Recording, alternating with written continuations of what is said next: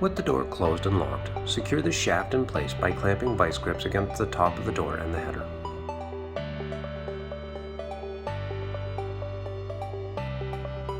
Using a 7/16 inch rod, insert the rod into the cone winding end of the spring and loosen the nuts on the cone winding.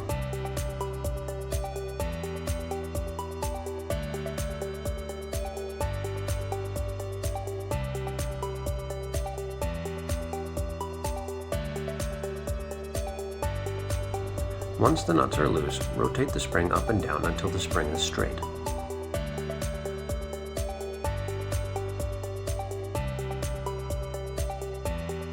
Retighten the cone winding set screws.